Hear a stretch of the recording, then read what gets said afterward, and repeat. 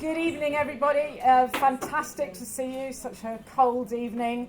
And it's really wonderful for RAG to have Dr Louise Raw back again. We had a lecture from her on the Matchwomen strike back when we were in over the Cock Tavern in Camden.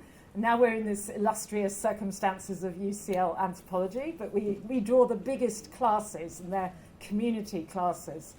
So this is a special lecture for International Women's Day, and we're starting to get that rolling as a tradition of radical anthropology. And Louise, most of you will know, Louise is the author of Striking a Light and the historian. As she says, she's a historian and an activist, and every historian obviously should be an activist. And she's been broadcasting on TV, radio, we can go on and on. But yeah, her history of the Matchwomen strike is an absolutely outstanding read. I recommend it to everybody. Tonight she's going to give us a kind of new angle on that by looking at the obsessive, patriarchal, imperialist Victorian response to this mighty 1,400 woman strong uprising of East London, of the Bryant and May factory workers. And what was that response we're going to hear? Thank you. They didn't like it, but I'm going to make it longer than that. Thank you. It's so lovely to be here. Thank you for inviting me again. And it's great to see you all, and great to see you all at home too. Yes, we need to talk about the Victorians. Good Lord, we really need to talk about the Victorians. When I first began researching the Bryant and May Matchwomen, I was stunned by the amount of fear and loathing of working class women that I found at the time. I mean, I know it's not news that the Victorians were weird about women, like no way, you don't say, we had never heard this. But it's even weirder than you thought. When these so-called underclass, rough set of girls, as they were called, won their strike, which wasn't expected, that was not allowed at all, that was completely very upsetting for their bosses, never really got over that, poor things. This is not how the Victorian class system works, what's going on? But when they won their strike and formed the largest union of women and girls in the country at the time, in just over 2 weeks, these women who were literally spat on if they walked into posh London, they would have things thrown at them and be told to go back to where you came from. They were not supposed to be forming a massive union and changing the world. That was not in the script at all. One of the first things that happened after that was that a letter was received at the Bryant and May Matchworks, and it said, I am putting you on notice that I'm going to visit your work girls. I'm going to see what they have in their stomachs. Nice. And I'm going to take it out of them. And it was signed J. Ripper. We think it was probably a hoax, but we don't know. We will never probably know. But how very telling. You don't get this happening to male strikers. People don't love it when the dockers go on strike in 1889. They're not like having a street party about it, the middle classes. But nobody is sending sexualised death threats to the dock gates. Something really weird is going on here. Because the conventional narrative about women, particularly working class women like this, is that they are feeble, little waifs and strays. They're little match girls like the Hans Christian Andersen story. So therefore they're no threat, are they? We don't need to get so absolutely furious about them. But this is a weird, weird time. I mean, the whole Victorian age is weird.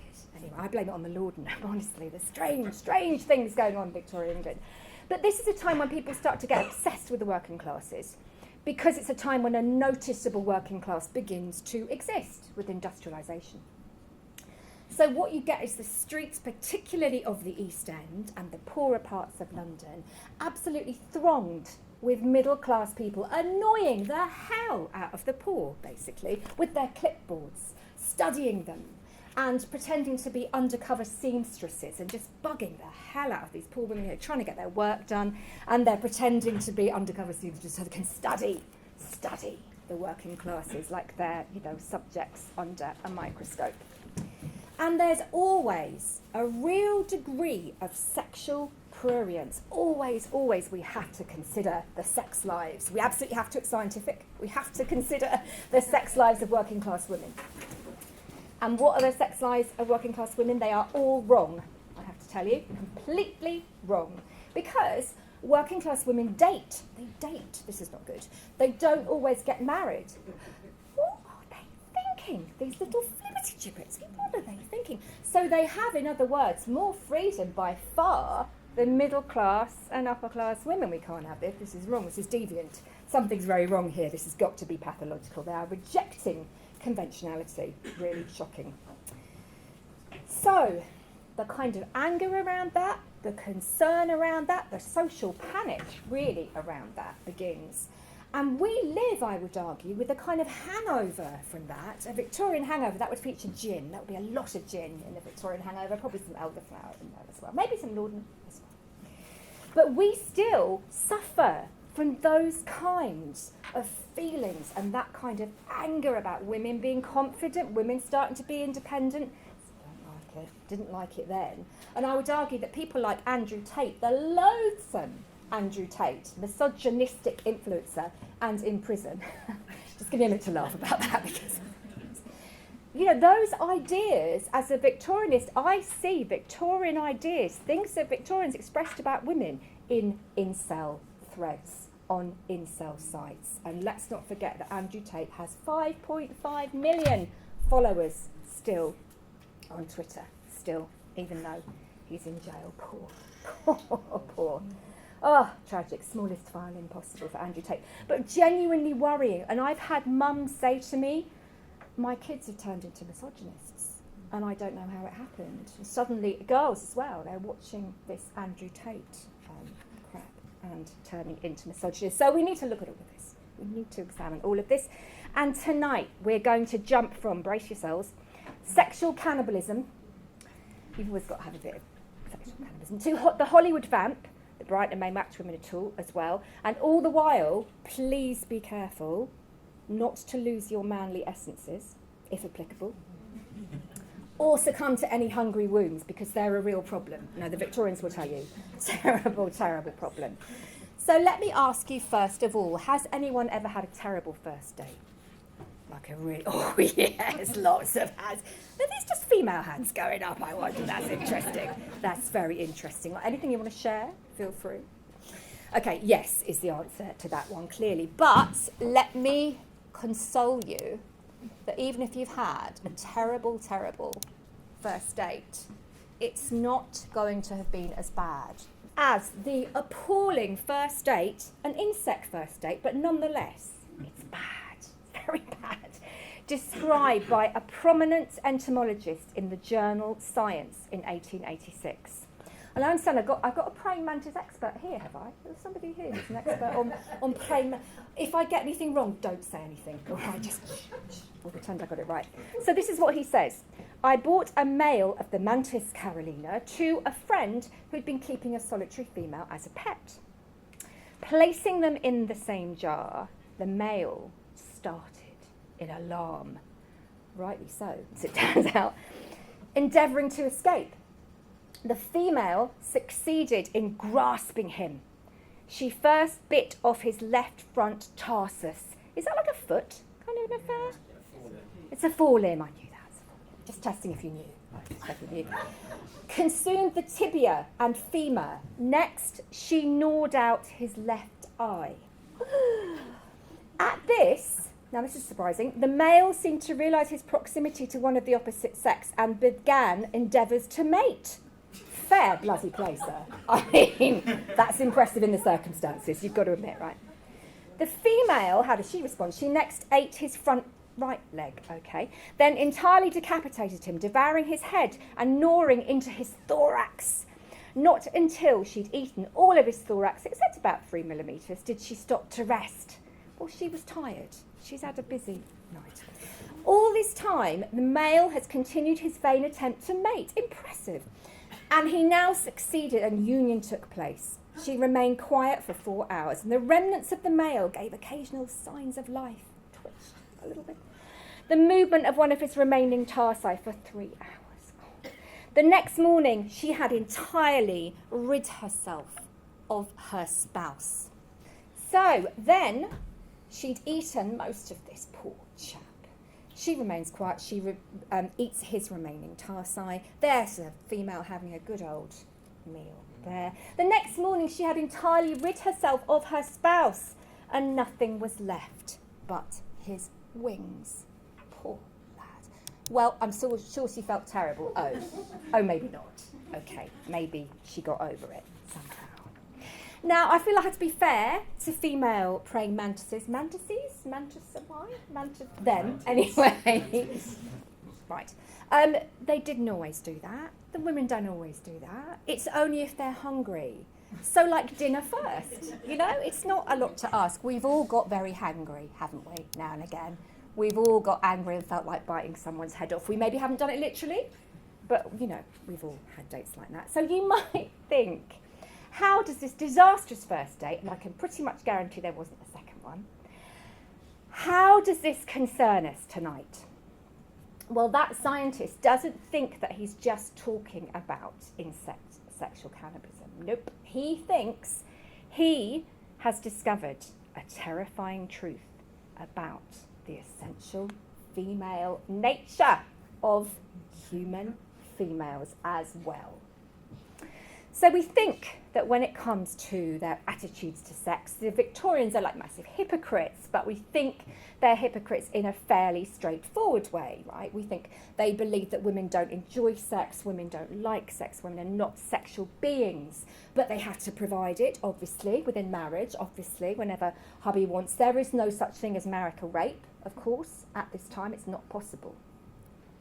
So it's your job to lie back and think of England, which was something that was genuinely said to people at this time. However, at this time, we also know that pornography flourishes, that brothels flourish in London and all over the country. So it looks like a huge double standard. And the Victorians famously think that a woman's place is in the home. And people usually think that's just a generic sort of old-timey idea that women belong at home, women shouldn't be working. But actually, it's new. It's modern to the Victorians. It's one of the big ideas of the Victorian age.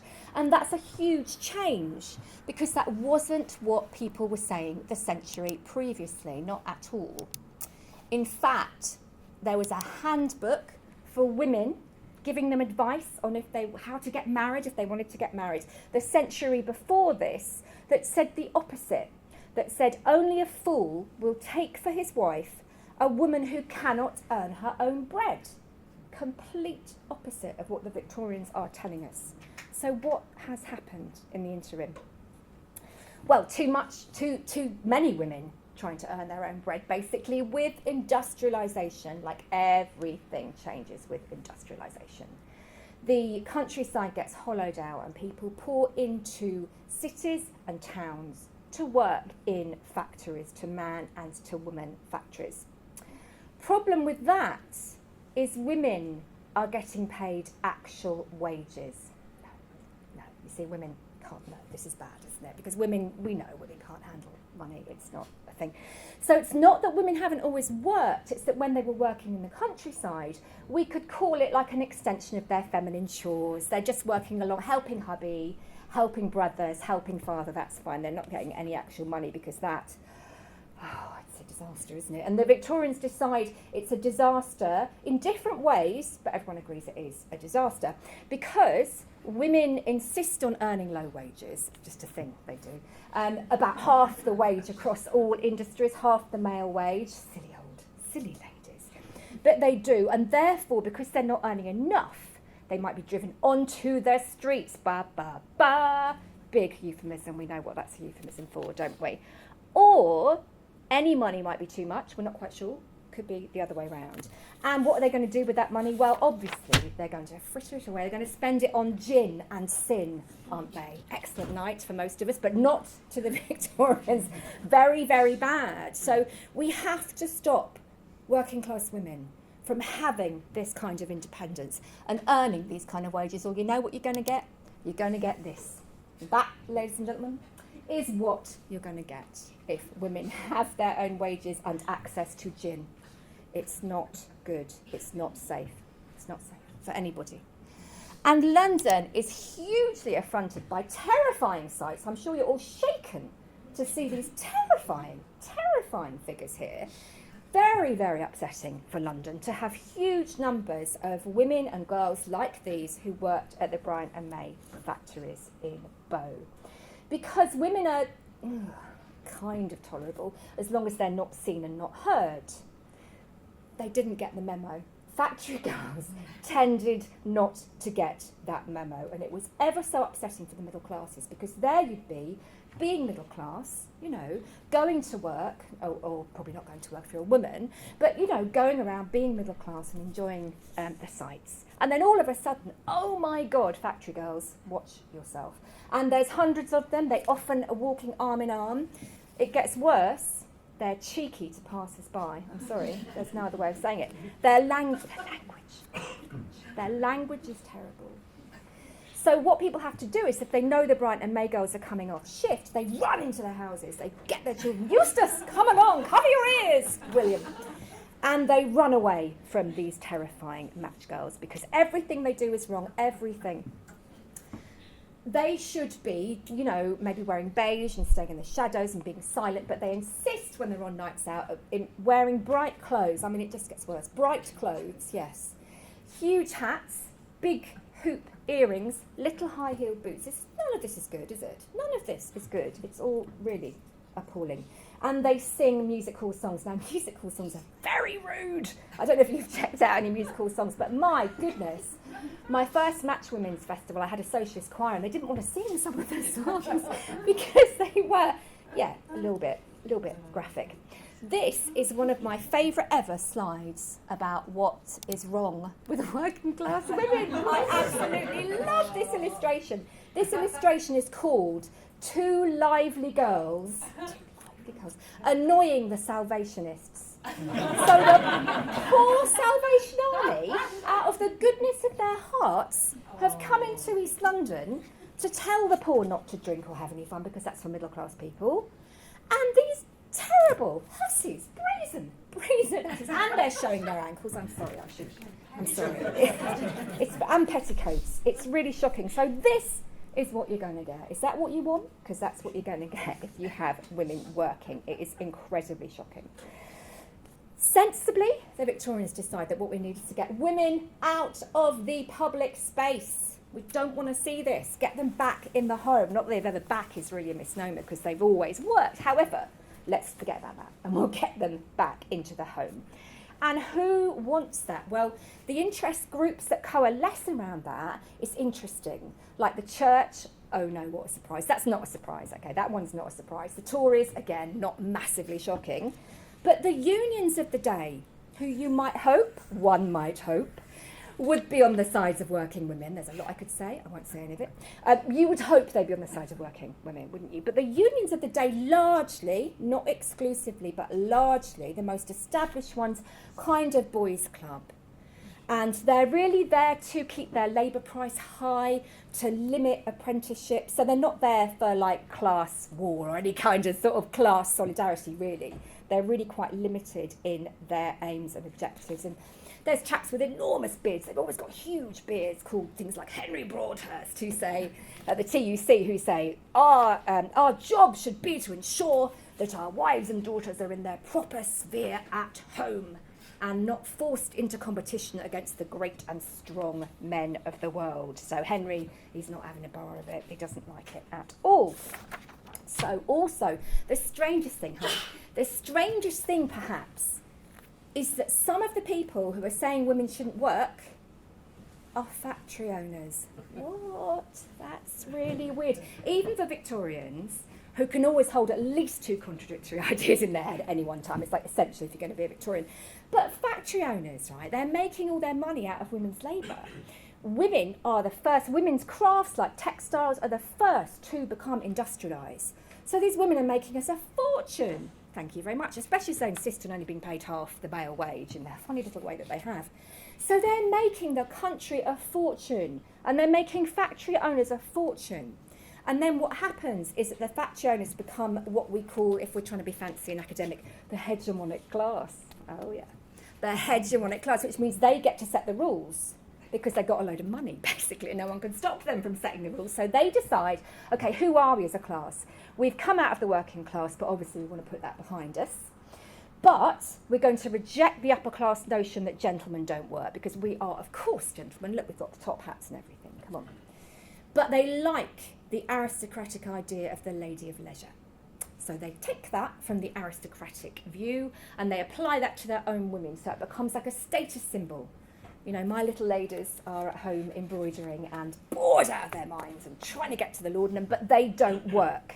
They don't work. So you're going in to the East End from your nice suburban house, because steam trains and suburbs, and you're making a fortune off the labour of women, and then you're saying that respectable women shouldn't work. Yeah, makes perfect sense. The Matchwomen, I hate to have to say this, but it's not just that they insist on being working class and EastEnders and working alongside men outside the home, blatantly, but they also insist upon being Irish. I mean, come on. It's just taking the piss, really, isn't it? And here we have the Victorian horror at that, because the Victorians decide that inventing steam trains is great and all, but let's invent a new form of racism. Yes, nobody asked for that, Victorians, like literally nobody, but they invent eugenics. Hooray!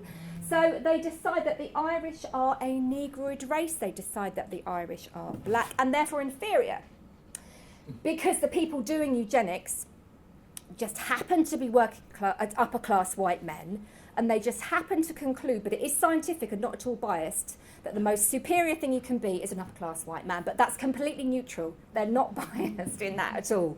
And look at what we're saying here, contrasted faces. Florence Nightingale, the English Rose, the beautiful English Rose, and Bridget McBruiser. Now, when I finally form that punk rock band, mate, that is my name. I am Bridget McBruiser all the way. I'm Team Bridget McBruiser.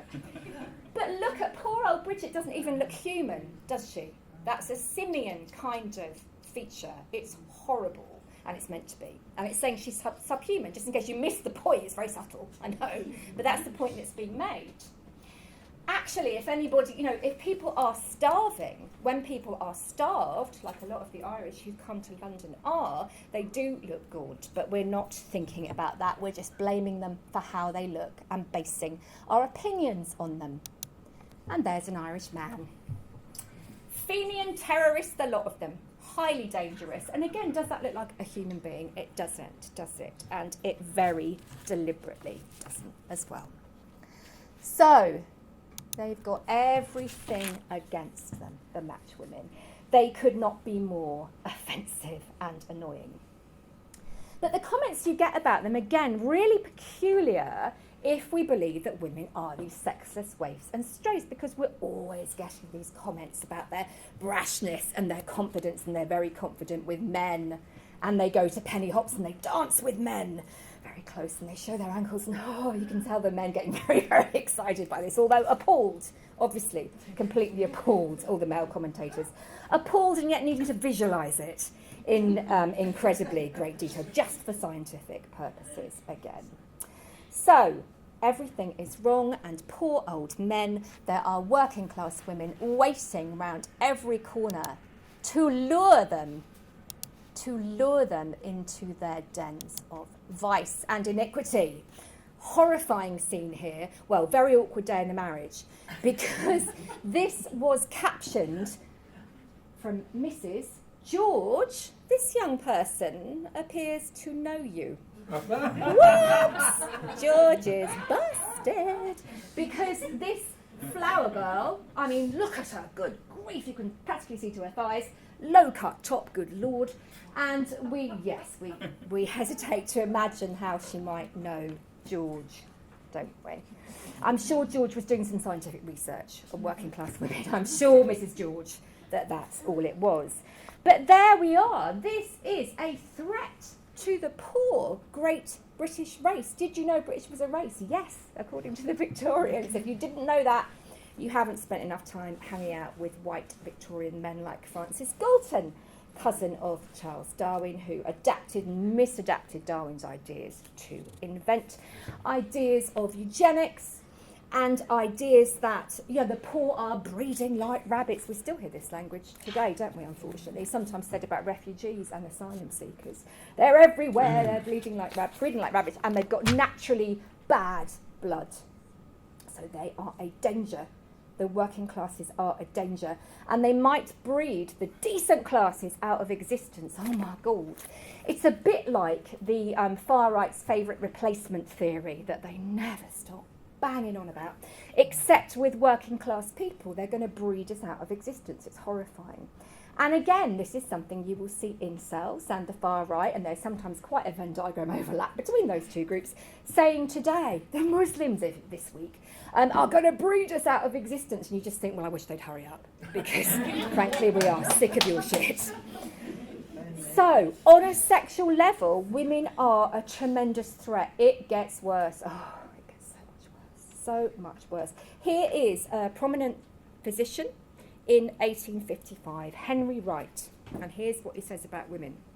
Women often approach men as the blighting mildew to men's best affections and the richest fruits of his manhood.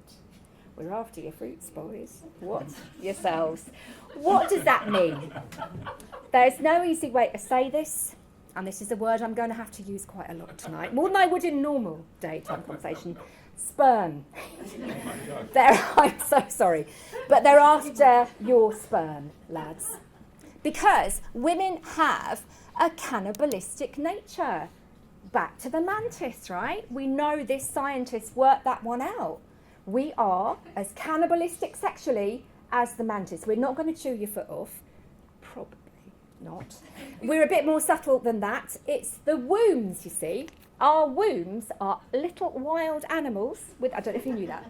I don't know if you knew that. But they are. Within you, and they're hungry.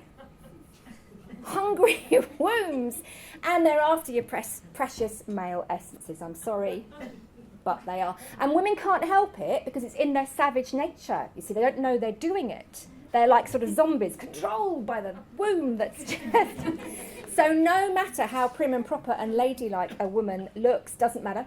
She is little more than a crazed womb on legs after your essences. And you know why? Because we don't have these precious, special essences. And that's why we're crap. That's why women are crap compared to men. I'm putting it nicely, you know. We are stunted mentally and physically, aren't we? I mean, let's just admit it, in compared to men, because we have wombs, which are inferior organs, odds, right? And they make us feeble, and we are at best no better than defective men, because we don't have that special spermy goodness going round and round. Well, not always, anyway. We try and borrow a bit of it occasionally, because subconsciously we know this, and so we're trying to, vitamin S, if you will. We're trying desperately to get our nutrients, that's all. We can't help it. And I'm afraid this is what a woman can do to you. There's a whole treatise written on it about what can happen by masturbation, but also by, thanks, I feel like go a bit sort of, who was that comedian? Les Dawson, thanks. You can lose your very important essences. And what's going to happen to you then? Well, it's not going to be good. That's going to happen to you. That gentleman is, well, look at that poor bastard. Look at him. That's what you're looking at. Frequent emissions of semen, yes, relax, weaken, dry, enervate the body, and produce numerous other evils. Apoplexies, lethargies, anyone? Epilepsies, loss of sight, trembling. Paralysis, and all kinds of painful afflictions. Ask yourself, gentlemen, are you prone to fainting fits? Are you lacking balmy and vital moisture? Are you? Do you have babies that always complain? If your toddlers have been complaining, it's not what you think.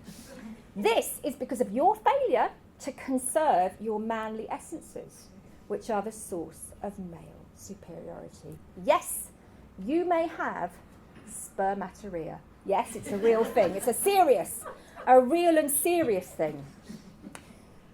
Here's a description of a sufferer. Frightful is the stamp which nature impresses on a sinner of this class. He is a faded rose, a tree withered in the bud, a wandering corpse. We've all seen it. Nothing is left but weakness, inactivity, deadly paleness, wasting of the body, depression of the mind. The hands tremble, pains are felt in all the limbs. The senses lose their power. All former activity of mind is destroyed. Nothing left but epilepsy. Obsessed with epilepsy for some reason. Consumption, slow fever, fainting fits, and death. Yes, early death. Men can die from excessive sperm loss. Some blokes are going, I know that's not right. Well, you've just been lucky, is all I can say.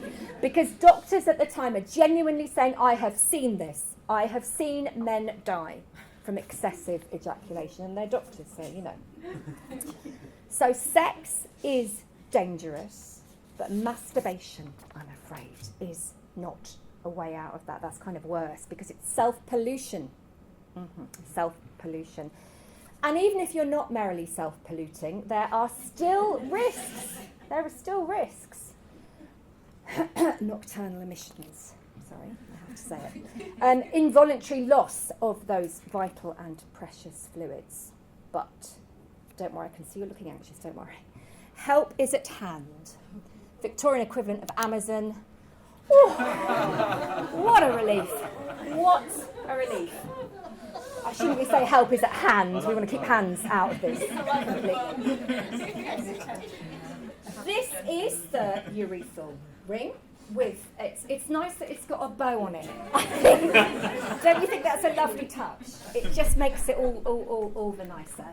Well, you can imagine what's going to happen if you're going to get a little bit excited thinking about that working class flower girl you saw showing her ankles earlier in the middle of the night. It's not going to happen again, is it? Can you explain in detail how it works? Indeed. I think you can work that out. Okay. Here's another option. Another option. No, because the ring on its own might not, but this is going to do it, isn't it? This is definitely going to do it. And you can buy all of these. People can and do buy all of these. But I think the one to really go for is this one, because this one rings a bloody bell. Poor boy, some poor Victorian 14-year-old is strapped into this at night and a bloody bell rings and the whole household's like, really, Algernon? Okay, yeah. I wonder if the Chuck Berry song My Ding-a-Ling was about. I wonder if that's what it was about. So it's terrible, isn't it? It's terrible, it's a threat, men are dying. The great British race is being laid waste to, and it is appalling. And sex with a woman isn't good too, and it has to be with a woman. We are only heterosexual because we are Victorians, obviously. Men with men is illegal, and lesbian sex, they have hilarious discussions in Parliament about whether or not they should ban lesbian sex, and they say, no, because we don't want them to know about it. Because, don't tell them. Because if they know it exists, they'll go and try it, because you know what girls are. And then they'll like it, and they'll keep doing it, won't they? And you think, very honest appraisal of your own sexual prowess there, Mr. MP. Yes, probably. So we don't talk about that at all. So what to do? Well, celibacy is not an answer either. You'd think that celibacy might be an answer. But look at this, flaunting herself. Look, working class woman flaunting herself at men. What are you going to do? You'd think celibacy would be an obvious way to not lose your manly, fluids. But no, because that would make sense. And these are Victorians. Nothing makes sense. And we have to produce little soldiers for empire, don't we? We have to constantly have all these children. Factories aren't going to people themselves. We've got to have those little kids. They're very handy because little hands, they can get into the weaving machines. Very handy child labour is. So keep having children. Women who are not having sex, weirdly enough, are worst of all. They're really, really shocking because they're redundant, aren't they, obviously? Redundant spinsters, and this is a real problem. But fortunately, we have a journalist called W. Gregg who considers what to do with redundant spinster women, because he's like, this is a problem. they are useless mouths, they're eating food, and yet they're not producing children. What is the point of them, literally? So what Greg decides is we should do this. We should send them to the colonies, ship them to the colonies, where men are less fussy, I suppose, I don't know. Or we should have high-class courtesans teach them how to do sex properly and how to lure men. So wait, we don't like prostitution or sex work, and yet, we want to teach spinsters how to seduce men so that they're not useless, sexless creatures. It's exhausting, isn't it? And having sex with a woman you love is the worst thing of all because it causes more fluid loss, apparently. I don't know how they knew that. I don't know who's measuring. I don't know who's going around with them. I don't know, but this is apparently the thing. So what you want to do is have sex with women that you don't love, which means brothels are okay for men, thank God, because we don't want to be blaming men for anything at all. And brothels flourish. And we have in London and in the West End child brothels, frequented by upper class men, frequented apparently by Queen Victoria's cousin, Leopold of Belgium. Allegedly, he is dead, he can't sue if it wasn't correct. The stories that you can read about what happens to these children would give you nightmares. They are horrendous. Women from the East End of London and from poor parts are literally stalked, abducted, drugged, chloroformed or given drugs in drink and taken to these brothels where they wake up. And the particular thing that men like, because they believe it can cure venereal disease, is to have sex with a virgin, to rape a virgin child. That can apparently set you back up to £25. And the person who vouchsafed that information to a journalist was a member of Parliament, who sadly the journalist didn't name. I really wish he had. There are awful accounts from these brothels of women who worked as madams and their job was to hold down these girls as they were beaten often, because that's something the men particularly enjoyed, and raped by upper class men. But it is of course not the men's fault. It is of course their fault because they should not be capable of being raped. A truly good girl or woman cannot be raped because her virtue will repel the man. So that's another great get-out clause, isn't it? And also, what are they doing out in the streets anyway? I mean, do we still hear this about rape victims today? I wish we bloody didn't, but we do, don't we, when women are murdered? Well, what was she doing out at night? You know, what was Sarah Everard doing walking home at 9 o'clock at night? What was she doing getting into a car just because someone showed her a warrant card? So the victim blaming is strong, and it is absolutely hideous and disgusting. So we are sexualising really young children as well who are working. And some of the accounts, again, would make your blood boil. Girls who are working down a mine, so if you're crawling through a coal shaft, pulling a coal cart, which is chained around your waist, which is a fine occupation for a girl, by the way, you're not going to be fully dressed, are you? You're probably not going to wear like a white crinoline gown and gloves and a hat. Because they were stripped down sometimes and they wore something like trousers, they are sexualised for this and blamed for this.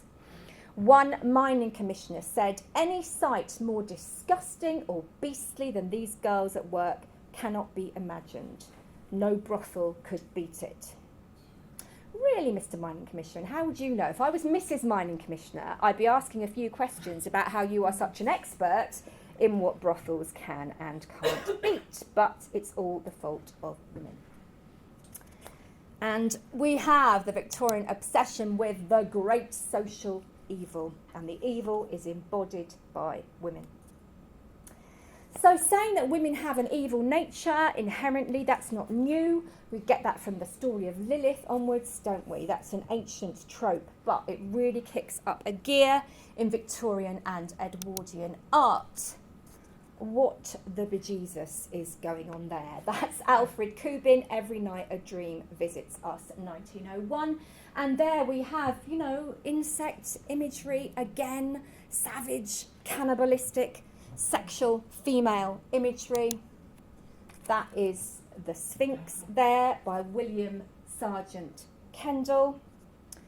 And this is The Vampire by Philip Burne-Jones, son of the famous Edward Burne-Jones. And you just have to ask, are the men okay, really? Is everything all right at home? Freud is like, lads, what is going on here? Because what a subconscious view of women. If there was ever a man who has been drained of his manly essences, I beg to suggest this poor soul here is that man. Now this is before Dracula is published, by the way. So this is a very early female sexualized representation of the vampire. This painting was a smash hit. If you can imagine paintings being smash hits, it was absolutely got rave reviews, people queued up to see it. And it inspired Burne-Jones's cousin, Rudyard Kipling, to write a poem called The Vampire, about an evil woman, you have to say evil woman, who ensnares a respectable married man. Oh, dear. I know, it's terrible business, it happens, it's shocking. And he says, a fool there was, and his goods he spent, she threw him aside, so some of him lived, but most of him died. Like a chewed up mantis, basically. And then there's a play called A Fool There Was, which is based on the poem, that's based on the painting, and then there is a film. And look how that mirrors the painting. Theda Bara, the famous first Hollywood vamp in that film. Now, the Hollywood vamp, very interesting. I mean, subtle again, very subtle imagery. I'm not sure what they're trying to say. I don't know, really. I mean, yeah, it's a bit Irish. Yeah, very good. Could indeed be Irish. Terrifying. So the Hollywood vamp, but unfortunately, this is supposed to be a dreadful warning. And what happens? You women think it's cool. You get it completely wrong, probably because of your inferior sort of wounds and feeble brains. Women love the Hollywood vamp, and it becomes a symbol of glamour and kind of badass cool. And men are like, no, ladies, that's not what we meant at all. This was supposed to be a terrible warning. Fortunately, in the Victorian period, art comes to our rescue again. And we have a long, my God, it's long, series of epic poems by Coventry Patmore called The Angel in the House. Oh, what a relief after all that sleaziness. The Angel in the House at last, thank God. Anybody read? No. If you ever, haven't got any anaesthetic and they need to be unconscious for an operation, yeah, or can't get to sleep, yeah. Book after bloody book about, it's an etiquette guide, really. It's telling women how to behave. I mean, thank God, about time. So make notes, ladies, please. This is what you have to do. To stop being a woman and start being a lady, because there is a massive distinction. Stop being a factory girl, get back in the house. Coventry is here. Your boy Cov is here to tell you how. First of all, women must avoid rages, okay? Because strong passions mean weak will. The angel is all mildness. It's all mildness. I think I should talk in that voice. Here's a little bar from Coventry. Man must be pleased, but him to please is woman's pleasure. Oh, yes, completely. Yeah. Got to go down with that one. Down the gulf of his condoled necessities, she casts her best. She flings herself. How we love to fling ourselves up down the gulf of a man's condoled necessities. I do it all day. So to please your man, you happily sacrifice yourself, ladies. Happily. This poem was apparently based on Coventry Patmore's first wife, Emily, who died young, and who can bloody blame her? Wouldn't you have done? Married to Coventry Patmore on his incessant doggerel. Sorry, no, the poem was very, very popular at the time. Again, it's a huge hit. Queen Victoria bloody loves it. She never stops going on about it. Queen Victoria as well, we should talk about her, because she's always banging on about wifely submission. And, doesn't like feminists. Feminists should be horsewhipped. Women should submit to men. Women are weak, women are feeble, men are strong. Like, girl, you are an empress. You're literally an empress. And you're pretending that you're a little submissive sort of wife to Albert. And as for not liking sex, good Lord, that woman was chasing Albert, poor man, around the palace practically. They got 9 kids. He's like, Vicky, for God's sake, enough. In her diary, she's written this, it's like some sort of sexy sort of fan fiction thing. She's written this thing about first meeting Albert, and he goes out for a ride in the rain, and Albert, my Albert, came in from the rain wearing white breeches that were so tight and were plastered to his body. It's like, Jesus, calm down, someone give her some laudanum. She's getting very overexcited. But so it's all right for her. She can do one thing, but it's incredibly different for working class women, of course. So how does this all change the way that working class women, like the match girls, are seen? This has a really strong effect on how they're viewed. Because people who are viewing women in this way do not want to see teenage Irish East End working class girls leading a strike deliberately, on purpose, on their own, and changing the world. We want to think that if they did go on strike, it's unfortunate, but we have to accept they did it sort of by accident. You know, sort of like with Nell and I, we've gone on holiday by mistake. They've sort of gone on strike by mistake. Oh, God, blimey, Liza, what are we like? We've gone on bleeding strike by mistake again. So how do we do this? We have to give the leadership role to someone else, don't we? We have to give it to a great leader who is not working class. Unfortunately, no man is available. It's a damn shame. But step forward, Annie Besant, who we can put in the frame for that. She is middle class at least, thank goodness. And she's a socialist, and this is the kind of thing that socialists do. They go around randomly just making people go on strike for the sheer hell of it, don't they? So that is at least safer than the idea of, you know, feisty teenage girls going on strike themselves. So when I came to study the strike, and I had left school at 15, and then through being a trade union rep, I started looking at the strike for an essay, which I'm still writing. This essay has taken me like 30 years because I'm still researching the Matchwomen now. And I was like, well, I've been on strike, I've worked with women from the East End. I can't imagine how this happens. There was no book on it. Did I mention there's a book now? Did I mention there is? It makes an ideal gift for all occasions. But I had to write it myself, which is kind of weird because it was in, I suppose, 100 years after the strike, in the 1990s, late 1990s, 2000s, that I started to research this. I'm like, this is strange, there isn't a book. But then it can't have been important, so that would be why there isn't a book. There were a few lines in the history books of the day, but they were mostly, well, Annie Besant came along and made them go on strike. And I thought, well, you know, if you know anything about how strikes work, like, how? They don't know her. She's from a completely different class background. She's a posh lady. There's 1,400 of them that go on strike. How does that happen? Because they've got no money if they go on strike. They're going to be sacked if they go on strike. They've got no contracts. They've got no union at all, because unions don't want to organise the underclass like this. So what happens? Does Annie Besant just rock up at the factory gates and go, I say, girls, you don't know me, but I'm Annie Besant. And George Bernature and I were a bit pissed yesterday, and we just decided it'd be a laugh if you all went out on strike. I don't know what happens. There's nothing in any of the books to explain it. They just say Annie Besant heard about the Matchwomen being exploited, and she went to the factory gates and talked to them about their conditions, and then they went on strike. I'm like, there's about 10 stages missing between those two things. But no, as ridiculous as it is that someone like Besant, who was middle class to her core, wasn't uber keen on working class women, really, and who said, this was my first clue that she didn't lead the strike, she said she didn't lead the strike. She's all over in her diaries going, oh good Lord, they've gone on strike. I can't believe it. I never told them to do that. I didn't want them to do that. I can't believe they went on strike. I hope they'll go back to work. Now, call me old-fashioned, that's not a strike leader, really, is it? Unless they're being really undercover about it. And yet, that's what history concluded. So studying the strike, I'm able to get out the way very quickly the idea that Annie Besant led the strike because of the thing where she said she didn't lead the strike. But then I had male academics say to me, well, OK, then who did? Sorry, I thought that was sort of obvious. No. Oh, dear, Louise, we can see that you come from outside academia. Yes, we can see that you're not really, you know. Because they were illiterate. Some of them were. teenage. I mean, for goodness sake, they're just girls, aren't they? They couldn't possibly have led the strike. Someone must have led them. And I would say, but the dockers, some of them were very young that went on strike in 1889, and you're okay with that. Why is that, please? What's the difference, Professor?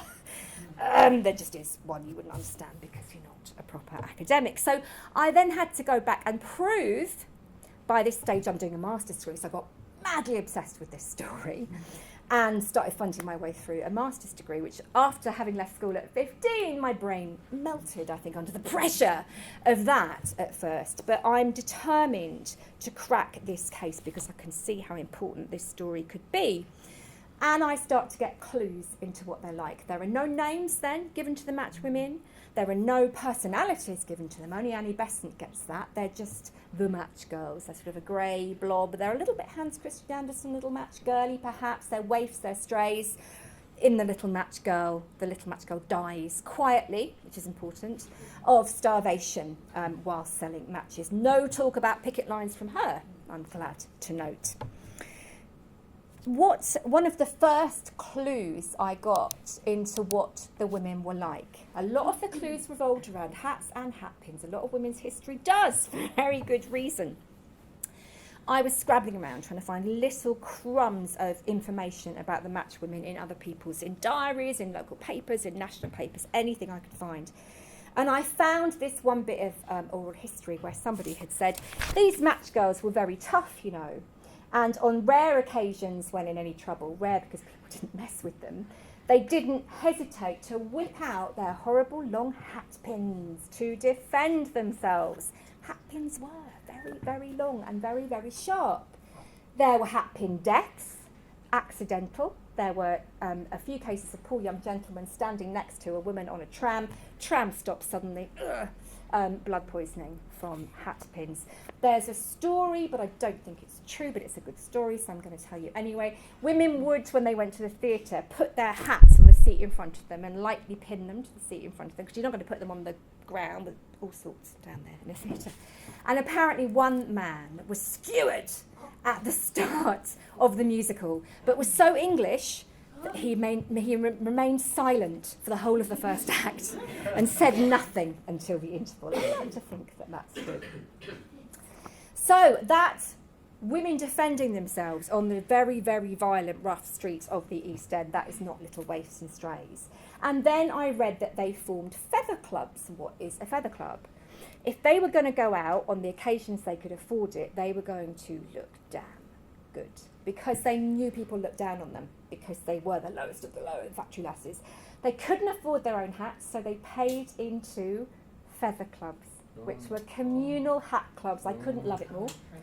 And you paid in your penny or whatever you could, and then when someone had enough money, they'd buy a hat and they would lend them, presumably. If you had a hot date with a docker on a Saturday night, you'd get the hat, like bring it back in one piece, no matter what goes on. Another hatpin story. 6 years before the strike, Bryant and May built a statue to William Gladstone. If you know the Bow Road and Bow Church, it's still there, pointing with its right hand to the Bryant and May factory. So modest. The Bryant and May boys, so modest.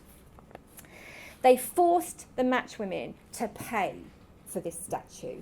Now, by this point, Bryant and May are so incredibly rich, they could have afforded 100 statues on their own. But why would you? When you can deduct, what are they going to do? They're not going to stop you. When you can deduct from these women's wages, you can just sack them. And then they gave them a half day off, and the women said, we don't want a half day off unless you're going to pay us. And they said, no, we're not going to pay you. But the statue unveiling, isn't that nice? You can come and see the statue being unveiled. And you've got to go, by the way, or we'll sack you. And they went, really? Interesting. And so there they all are in the middle of the Bow Road, gentlemen in their top hats, you know, the great and good. Bryant and May have invited everybody, politicians. And the statue is unveiled. Speeches, I would imagine, speeches. And the Matchwomen as one rush at the statue, pull out their hatpins, prick their fingers, smear their blood on the statue. This is bloody ruining everything, isn't it? And shout, our blood paid for this. Incredible direct action. It's Extinction Rebellion. It's amazing. It's incredibly impressive. And that's 6 years before the strike. So little waifs and strays? I do not think so. And they had to be, because at the factory, huge factory site, one of the most awful things you've probably heard of in connection with this strike, phosphorus necrosis, phossy jaw, as they called it. So white phosphorus, absolutely deadly, horrendous, toxic chemical used as an insecticide. You could pass out, some people would just walk into a room with phosphorus fumes and pass out or vomit. It was that awful and oppressive. But fine to have it floating around your factory. It's only working class women and girls, after all. There was a safe alternative, red phosphorus. Guess what the problem was with red phosphorus? More expensive. Yeah, it was more expensive. So why would you bother? And that's what happens. Your jawbone rots. You would be spitting bits of your own bone out, this necrotic bone. Abscesses, which absolutely stank, which is a problem when you're living 10 to a room with your family, as many of them had to. So we find matchmakers living on the outskirts of towns and cities, or homeless, away from their families in the last stages of the disease. And you're spitting bits of your own skeleton out. It must have been absolutely horrendous. If you survive, that's plastic surgery, Victorian style. That's all they can do. Hack away the dead flesh and screw in some nice, probably wooden, false teeth. Completely avoidable, but women like this are totally predated upon by the capitalists in those days. It's completely acceptable for women and girls and children to lose their lives as long as Bryant and May are profitable. My God, are they profitable? They're an incredibly profitable firm. So we have people like Bryant and May making a fortune out of working class women and girls, and they are suffering because of it. So after Annie Besant writes an article, after interviewing some of the women who come off shift, she writes a very punchy article called White Slavery in London, which is a hell of a title. She talks about phossy jaw. She talks about the fact that the women are very small and frail, even for working class women, because the wages are lower in 1888 than they were 10 years before, despite the huge profits of Bryant and May, because shareholders, we've got to pay the shareholders. They're getting 20% dividends. So force down wages, not because we need to, but because we can. She writes about it. She sends the article to Bryant and May. They put pressure on the girls. They're furious. They have carefully curated their public reputation. They are gentlemen. They're in with Gladstone. They're in with the Liberal Party. Everybody loves them and thinks they're, good employers. So they've got to shut this down. So they put papers around this huge factory site, pre-prepared statements. We love working for Bryant and May. This journalist's a complete lie. We love the rotting jaws. Doesn't literally say that, but that's the kind of idea.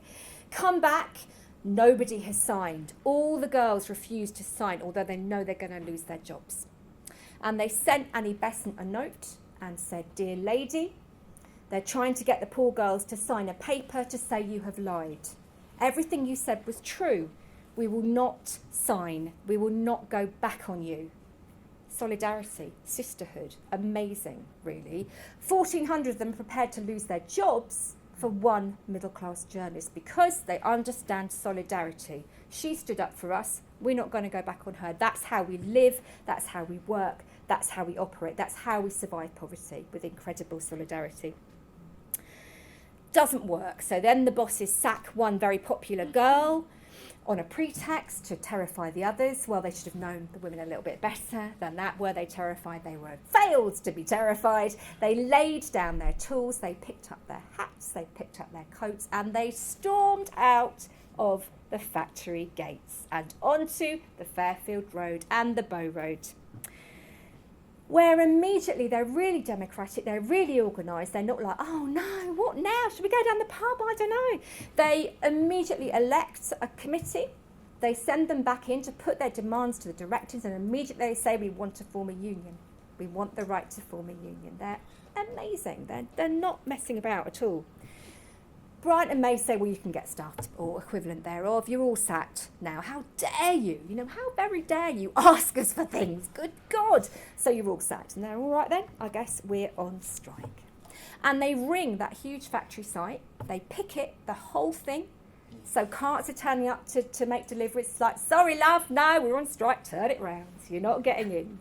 And within a week, the whole factory is shut down. It's absolutely astonishing. But Bryant and May just laugh initially, and they can afford to laugh because that's the home of one of the directors of Bryant and May, and that's the home of a Matchwoman. Trickle-down effect, trickle-down economics, what happened there? Things appear to have trickled up rather than down, don't they? So can you imagine, they think they're unassailable, like this lot are going to be us. You must be joking. They are unbothered. Papers are a bit shocked because the women are parading the streets of Bow. They're a bit worried about this. There's a lot of them.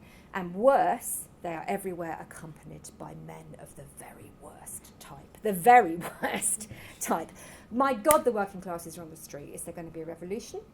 So they cancel police leave over the country. They bring police in just in case these terrifying Matchwomen do start the revolution. Matchwomen then go to meet with members of Parliament, and people throw things at them and shout at them because they're in posh London again, and that's not really allowed. But they go in, they make their points. One girl takes off her bonnet and shows that she's bald on her head. She's 12 years old because she's been carrying pallets of matches on her head since she was 6. MPs would not have talked to working class women at all, apart from sweep the floor to their servants. So these women really impress them. They're like, good Lord, they were eloquent. You know, did you see that? They could use entire sentences. They're absolutely stunned. And the women form a strike committee. They hand out funds, they collect funds, they give them out, and they manage to survive that way. And journalists come down and say, good Lord, this is astonishing. They're helping each other, they're being nice to each other, they're lending each other things. We didn't know the poor did this. We thought the poor just fought each other for a penny. We didn't realise. They're almost like human beings. Literally, the accounts are absolutely astonishing. They go back to work in just over 2 weeks because share prices tumble. Bryant and May absolutely panic and get lent on by their shareholders, and they crumble. And the Matchwomen get all of their demands. And the right to form the largest union of women and girls in the country at the time, the Union of Women Matchworkers. It's astonishing. It's an astonishing victory, and people say things like, it's changed the way we look at working class women, full stop. Because we thought they were just, you know, fighting over gin. And now we see that they're disciplined and they're organised and they know what they're doing politically. We had no idea about these people. So it really changes everything. It's such a vital event. So why wasn't there a book about it when I came to the story? Did I mention? No, I didn't mention that. It's astonishing what happens afterwards as well. There's a wave of strikes after the Matchwomen's victory. Strike rates shoot up. The Great Dock Strike the next year, that's a biggie. That's traditionally where we trace the modern trade union movement and the Labour Party from. I thought that needed changing.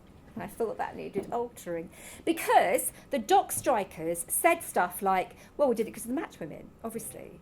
Historians, no, there was no influence whatsoever of the match girls on the dockers. Dockers like, hi, no, we asked them to come and address our union, and they came and spoke to 5,000 of us after the strike, and we went on strike, it's because of them. And all through the dock strike, we said, don't forget the match girls, remember the match girls, act like the match girls, and you can win. Historians know absolutely no connection whatsoever between the dockers and the Matchwomen, apart from the fact that they were in the same families, because they were Irish EastEnders who were married to each other. But apart from that, no connection whatsoever. So finally in 2016, I got a Mr Corbyn to acknowledge that they are the mothers of the Labour movement and the Labour Party. Mr Starmer yet to comment. I'm sure it's... I'm sure any minute now is coming. They went on to be suffragettes in the East End. They went on to be anti-fascists. I only discovered after I wrote the book that the only person that Mary Driscoll, who went on to own a shop, would not rent a room to ever, because she had a back room that she would rent out for meetings, was Oswald Mosley of the British Union Fascists. And why? She said, because he's an arsehole. Amazing, a complete and absolute triumph. Yet, like I say, no one had looked at it in that light. And of course, we have had pushback ever since. We had that awful letter, supposedly from John Ripper. And history kind of invisibilised the strike or minimised it, talked about it as not very important, gave the victory to Annie Besant. It was just so unacceptable for this to have happened. And I think I would argue that even today we have to be very careful about the creeping back, the pushback against women, the creeping back of Victorian attitudes. Here in 2012 is an American senator saying victims of legitimate rape can't get pregnant because their bodies prevent them from doing so. Victorian, it's a Victorian idea. And it's back with that guy. This is an incel tweet. Women perform alchemy. Men face the world and absorb damage. Women absorb it during sex. It's essences again. We're back to essences. And cleanses herself during her period. Sex and periods, man's emotional laundry. We're washing machines, sisters. We are washing machines for men. Rape doesn't produce children, says Jason Bunch of Numbers. Jason Bunch of Numbers is confident about this. I'm going to say he's not a biologist. I don't know. Only willing women can get pregnant. Rape ensues stress hormones. Come on, Jason, pull yourself together. No, it's horrifying. And there we had when this poor woman was murdered. Did you see the rhetoric? Perhaps the fact that she had a good job made that poor man kill her. These ideas, they're still bloody out there. We haven't de-radicalised people from them.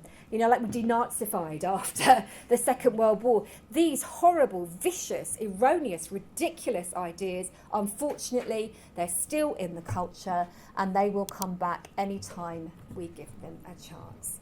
And here is that little tosser, Andrew Tate, who I really hope is not enjoying his detention centre. And I really hope has an absolutely terrible time in prison. But please talk to young people, talk to your kids, talk to your daughters, talk to your sons, talk to any young people you know about this arsehole, because he is out there influencing children and dragging us back to the Victorian period, and we mustn't let it happen. It only remains for me to say, please join me on the 15th of July in Bow, if you can, for the Matchwomen's Festival. A.L. Kennedy, Jeremy Corbyn and Laura Alvarez, Jeremy Corbyn's wife, who I think we're going to let her husband speak as well, but we're definitely going to have Laura speak. She's a brilliant speaker. So please join me for that. Have a look on Eventbrite, Matchwomen's Festival 23. There will be gin, there will be cocktails. There will, of course, be no fighting and no showing of ankles. And it only remains for me to say, hats off to the Matchwomen.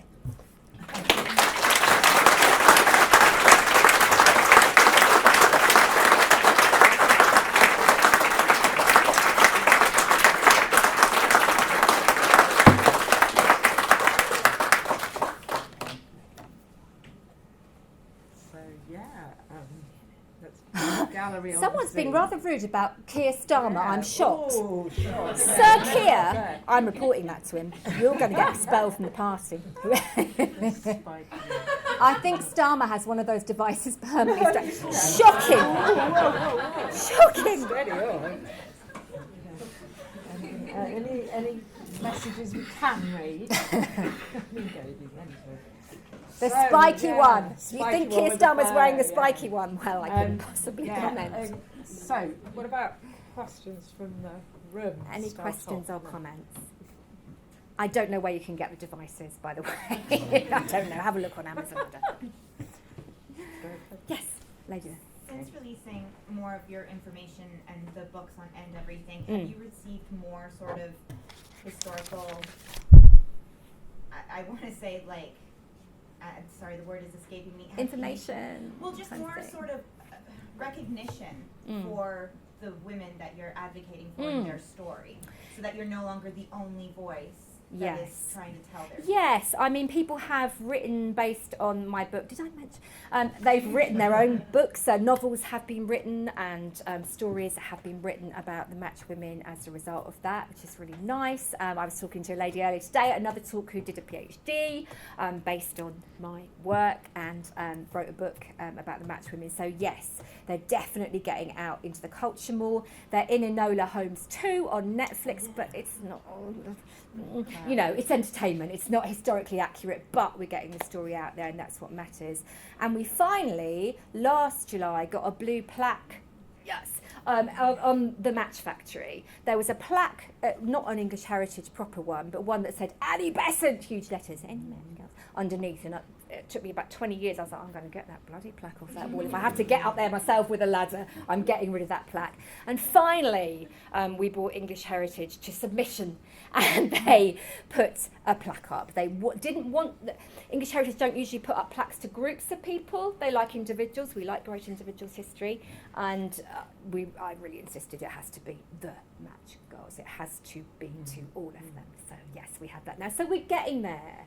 There's a long way to go, and also I've probably got about another 100 stories of women that are just as exciting and impressive as these I've collected as I've gone around. So we have so much work to do with working class history and working class women. And guess what? Government don't like working class history. A lot of working class history departments and universities have been shut down.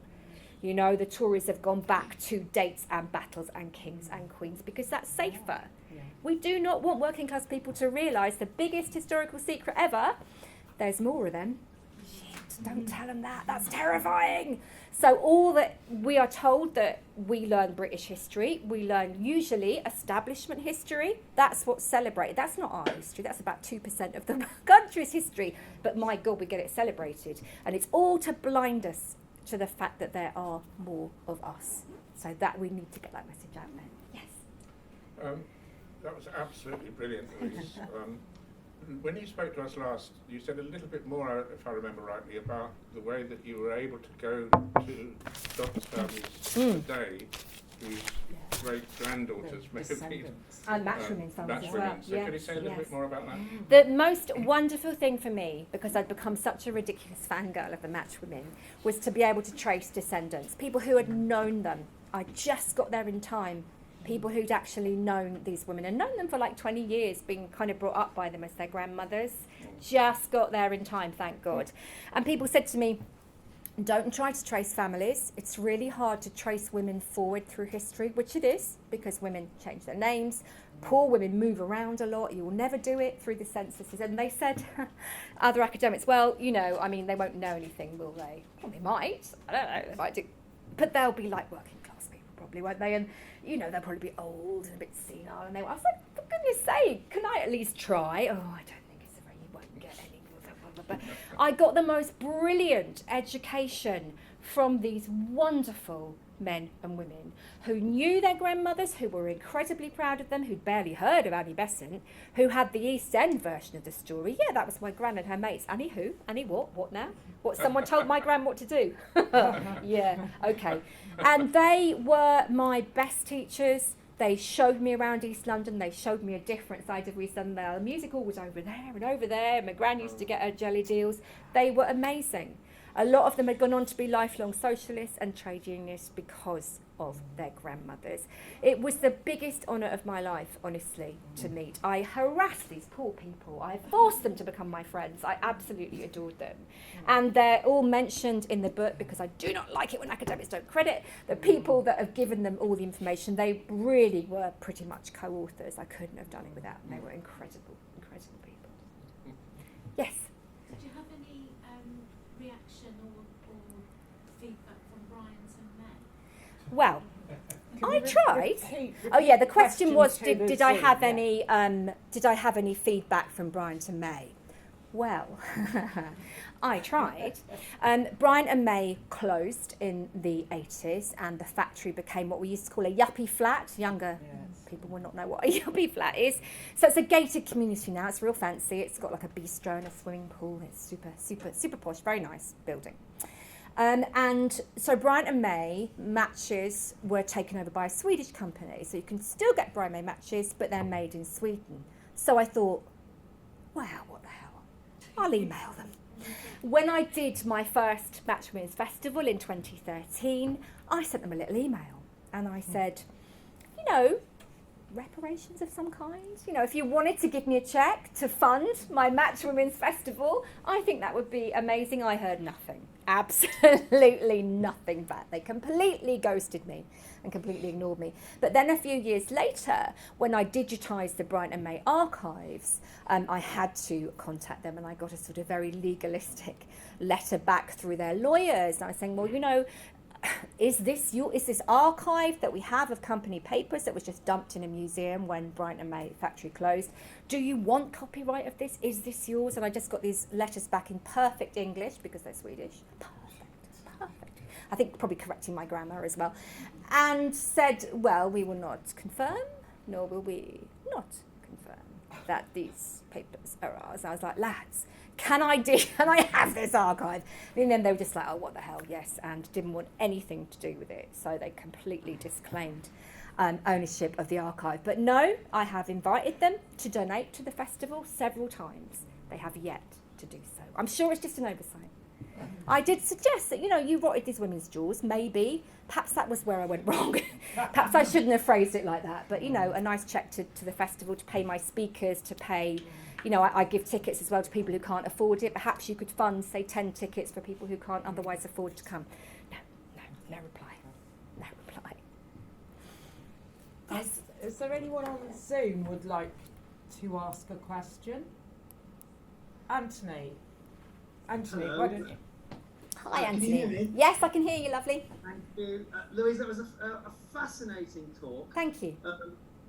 Terrifying in places, and you really do talk about some dark things. I did warn you. Well, yes, but you do it with great humour, and your storytelling is impeccable. Thank you very much for that. You said that and I have to say, I learned all about Annie Besant leading the Match Girls strike when I was at school. Yeah. And the way it was taught to me at school was nothing like you just explained it to me. I have Funny to say, that. there was a little bit of credibility out there, but. You say that the Match Girls were the biggest organised women's union in the UK, in Britain. Do you think they were actually the biggest union of women in the world at the time? I would imagine so, because we were really the first proper industrial trade union movement, just because we industrialised first. Unusual for Britain to do something first, but we did. Well, Brexit, no. So, yes, I think it's probably a fairly safe bet. Historians shouldn't really say that without checking the entire rest of the world. But I think it's likely. But it's important to say, too, at that time, they were the biggest union of women and girls. There'd been a huge all-female union, I was delighted to discover, in Leicester 100 years before, in 1788, of hand spinners, which was known as being all-female and terrifyingly militant. Women's unions I found... Sorry, darling. Much as to yourself. Amazing. Women's unions always... You know, one of the things that when I came to the trade union movement, you would still get older stewards to say, well, women don't make very good trade unionists, you know, we can't get them to come to meetings. When do you have your meetings? In the pub at 3:30. Could I just suggest that they're picking up their kids, and maybe if you had it in a different environment, oh, they won't be good trade unionists. If we go on strike, they won't go on strike. It's absolute bollow, I have to say. Actually, women historically and now tend to be more loyal to strikes, tend to stick by strikes more. And all the older accounts of women's unions is that if they went on strike, you better not break that dispute, because if you did, you could get a bit accident prone. People fell down wells, you know, they were clumsy that broke strikes. They just tripped, I think, or were dunked in water troughs in town squares that broke women's strikes. So yeah, there'd always been a real female character to protest in this country. You could go back to the Peasants' Revolt and see women, actually we now know, participating. So it's not one-off incidents, it's not nothing before the Matchwomen, hundreds of years of women being part of popular protest, and very militant, very upsetting for the Victorians. But yes, thank you. Thank you very much. No, thank you, Anthony, and thank you for being there. Oh, and there's a gentleman here, actually, yes. Yes, in the book you wrote, how much did you try to analyse? Yes, how much did you try to analyse the society and why these things happen, and how that society functions, how it worked, what were the mechanisms? Because obviously we tend to think about people living in those days as people thinking pretty much the same way as we do today. That's not true. People had different values, different points of reference, etc., etc. And obviously there were different mechanisms behind them, leading them to the actions. Yeah. Well, that really fascinated me, and I had to, because I could not understand why this strike wasn't more celebrated. I couldn't understand why other academics, historians had come along and gone, yeah, there was a strike, but it wasn't important, there wasn't really nothing to see here. Move along to the dock strike. I couldn't understand it. So I had to, at a very basic level, study sociology. I had to study psychology as well. I studied sex and relationship between the sexes because I just couldn't get my head around it. And without an understanding of those ideological blinkers, you cannot understand it at all. And yes, the past is another country, they do things differently there, but on other levels, people are remarkably like us throughout history with certain human emotions. There's not that much difference. The interesting thing for me was how much did women accept, working class women, accept this idea that they weren't respectable, that they were, shocking and evil and terrible and shouldn't be working, because that's a heavy load to have put on you. If you're having to go to work or your kids are going to die, and yet people are like, oh, disgusting, not a lady, awful, appalling and shocking. And I found that they kind of were pretty good at rejecting that. And I think that solidified the Matchwomen's identity. I think what they did was say, never mind what they say out there, you're a match girl now, you're one of us, we are our own cool girl gang. And they form this really important sense of identity, which is like a family. And all the grandchildren said they were like a family, they were like a family. So they knew what was being said about them, because even if they couldn't read, and actually quite a lot of working class people, younger working class people at this period, learned to read. But they knew what people were saying about them. They knew how they were disregarded and how they were spat on and how they were treated and how EastEnders particularly were treated. And that's why they do what academics call revalorising their identity. So we get working class pride, we get East End pride. East End becomes incredibly cool by the 1960s. You've got middle class boys like Mick Jagger, the Rolling Stone, talking like that and trying to pretend he's sort of an East Ender because it becomes really cool. That's because of those people. They seize on that identity and they say, you think EastEnders an insult? We're going to be proud to be EastEnders. And I found that women did that a lot. Not always. Some women do kind of accept it. They're a little bit shifty and embarrassed about working. They say, well, I didn't work after I was married, obviously. I mean, I took in washing and I made matchboxes at home and I peeled pickled onions and I did this. So you worked basically your entire life, but they don't call it work because they are aware of that respectability politics and that domestic ideology. But on the whole, I found really a community that was very good at resisting this. It's its own community, it's its own culture. So so women are not marrying always, they're slinging blokes out if they're not good partners, they're not choosing to marry, they're choosing to have children without getting married, they're dating. It's its own culture. And although there was some shaming going on of women's sexual behaviour, I found that if you were confident and if you were respected, you could front it out. Front it out, it's a good East End expression. You held your head high, you were like, yeah, got a problem, have you, with my behaviour? A lot of the women whose grandchildren I talked to had lovers, they were fairly open. Oh yeah, my gran got about a bit. But they had their own rules. They made their own rules and they were incredibly respected in their communities, a lot of these women. They were like aunties, queens of the street. They were the people you went to if you were in trouble. They were like a one-stop shop for kind of community activism. But yeah, I think to understand it, I couldn't have understood what happened. I couldn't have written my book unless I'd made it really sort of cross-disciplinary and pulled in all these different elements because I just wouldn't have understood what was going on. Well, Was there anyone else in the room? Ian and Yeah, oh, there's, sorry, the lady in blue actually. Yes, you had your hand up. that was- I was really interested to hear about kind of this portrayal of sexual women as praying mantises, vampires, cannibals. Yeah. And I just want to hear more of your thoughts about this portrayal of like supernatural and like animalistic.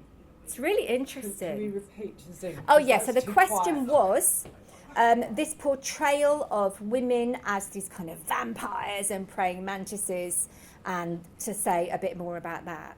I think it's incredibly interesting that at this time when Victorians are scientific and they're supposed to be anti kind of that kind of mythology, they're using science to say, actually, this is what women are. But this is not old mumbo jumbo. No, this isn't your kind of Lilith myth. This is scientific. I've got a praying mantis in a jar. Look what she's bloody done. Bob's your uncle. Basically, you cannot deny it. This is what's happening. So they're using a new scientific inquiry to go back to old and primal and really atavistic and horrible views about women as kind of demons and succubi and just terrible creatures. There's a fear, a real fear and hatred of women and female sexuality. And so then when I learned later on that men are paying to beat working class children and rape them in brothels, it kind of made sense. Because they've been taught to hate them. They've been taught that they, clean-limbed and masculine and empire, my God, empire is such a masculine project. You know, we mustn't let women and foreigners, because they're the kind of the same thing, they're equally bad, degrade us, make us effeminate. Oh, God, this is terrifying. And foreigners can do that. Jewish people can do that. Obviously, gay people can do that. And women can do that. They can make you effeminate. So it's like, lads, is it gay to have sex with a woman? Yes, basically. Well, to the Victorians, it's really, really strange. But they use this kind of hatred of anything which is other, anything which isn't a clean-limbed, you know, fine-spirited public school white man going out and colonising, as the enemy. We must suppress them. They're natural, but they're savage, and that includes women. They have this savage nature. So they don't think of nature as being good and healthy in the way that we do. It's something that must be tamed. We have science now. We can tame these people. We can get rid of the elements we don't like in society. We can, you know, eugenics. What's the idea of eugenics? We rid the population of these people. You get people on the left and the right at this period saying we should sterilise these people. We should stop them from having children. We need to breed these people out, and we can do this with science. So it's a weird mixture of old kind of demonic mythological imagery of women like Scylla and Charybdis and, Circe and these scary mythological women with a scientific justification. And it's all to say, it's all white supremacy. It's all to say white men must dominate the country, the class, the world, basically. And you have men saying at this time, the problem with the empire is we've got to watch out for women because women destroyed other empires. Apparently women destroyed the Roman Empire. I never read that in Mary Beard, but apparently they did. So we've got to watch them. They'll make our empire effeminate if we're not careful. Got to suppress them. Yeah. There's Chris, there's Robert. Yeah. And I'd like to come in. Obviously, this is the brilliant thing about this evening. It's you made that linkage between the women strikers and these weird Victorian ideas about sex. But when I was watching the image you had of that poor man on the street, oh, I know, all the life awful. drained out. Drained. I'll just say, if you're writing up this talk as another book, just as a very interesting thing about science, which is actually Camilla reminded me of it. It's a book called Muelos.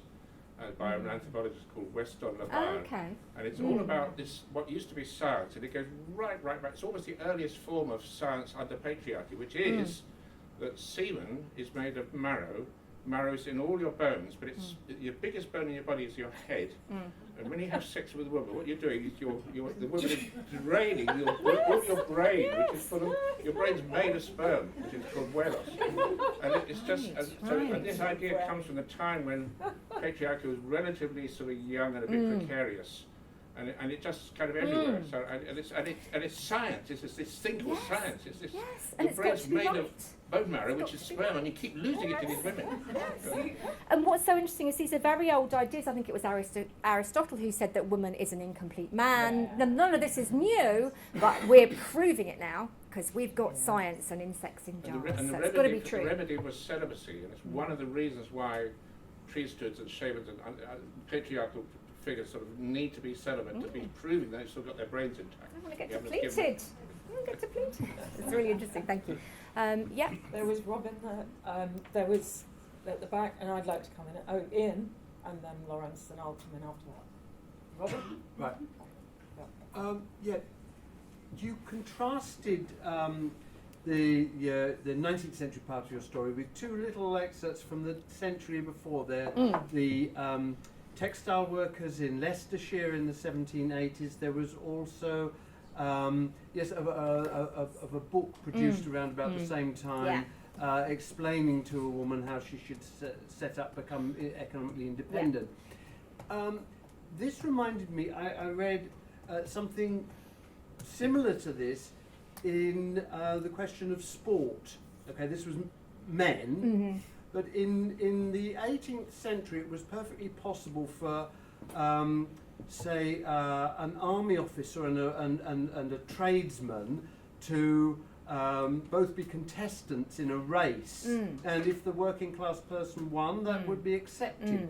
And then I read, with the coming of the 19th century, that changed completely. You would never have sporting events where an army officer and a working class bloke would compete against each other. And it's one of the reasons why working class sports like football became totally separate from the upper class sports. Have you, in your historical research more generally, have you found out what was it that happened in that transition from the 18th to the 19th century that actually made things for working class people and for women so much worse? Stratified, much worse. It's industrialisation, really.